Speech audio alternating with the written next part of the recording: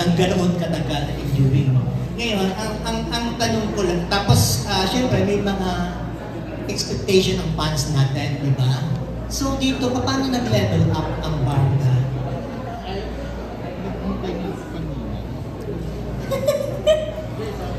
Sir, pwede pong tubig.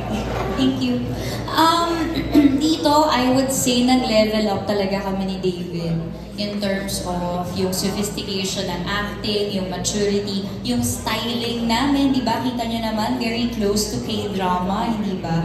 Even yung approach namin sa character namin, lagi ko nga sinasabi, ito yung pinaka-sophisticated role na ibinigay sa akin na kahit yung itsura ko, iniba namin, pinadalaga namin, di ba? And also, nag-level up kami kasi ang taas ng production value ng pelikulang ito, di ba? So, kami rin, in return, talagang nilevel up din naman namin yung approach namin dito sa project na to. Mas pang pelikula, alam niyo yun, mas hindi mo mapapanood sa free TV, yung worth it ibayad. David?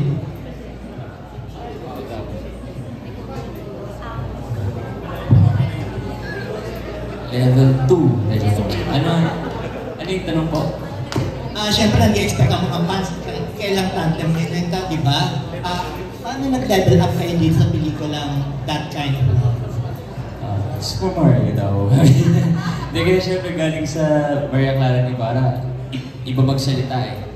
Diba? Iba rin yung character. So with this, siyempre, nag-level up kami in a way na dati nasa vegan na kami nag-shoot. Ngayon, may aircon namin, nasa Korean na kami.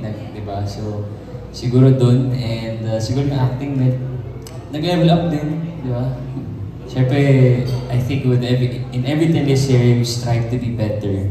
So, yeah. Follow up ko lang, may kissing scene kayo dito. May kissing scene kayo.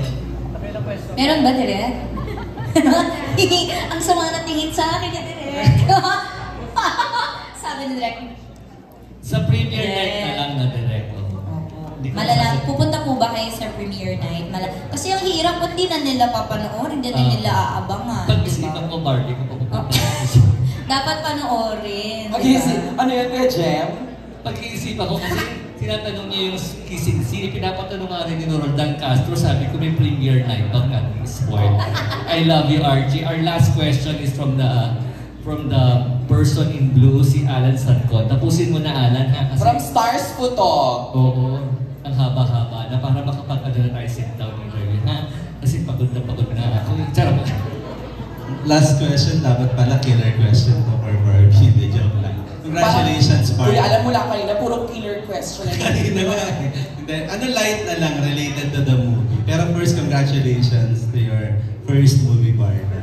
Yan. Yung question ko lang kay Barbie, if given a chance to be, kumbaga, pwede ka bang maging personal coach ni David? Kasi alam namin na you're an expert pagdating sa love because, di ba, nagtagal yung relationship nyo, you know how to handle love, di ba, yung pagiging partner niya. Parang kung hihingi ba ng favor sa'yo na maging personal coach, are you willing to coach him, okay, para maging successful din yung love life ni David? Alam nyo, sa totoo lang, pag yung pinag-usapan namin ni David, mas hopeless romantic siya kaysa sa akin. May babae siyang sinundan sa Korea. Ganong level. Na hindi alam ng girl, sinurprise na yung girl, punta siyang Korea, naka-backpack lang siya. Hindi na siyang rose, punta siyang Korea. Ganon yung level of love ng taong to. So I don't think he needs coaching. But if ever he would ask for my help, hindi ko siya para i-coach. Siguro I will just share my experience and then sana he'll learn from it. Somehow. Yun na lang. Thank you, Barbie. Last na lang to both of you. Kasi parang sa dami ng mga projects niyo together, di ba?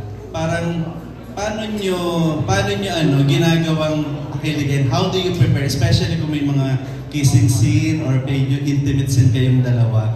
how do you prepare for that scene? Kung hindi nyo man ni-reveal na meron kayong kissing scene dito, how do you prepare for that scene kung sakali? Nag-uusap ba kayo? Or personal hygiene, mga ganyan?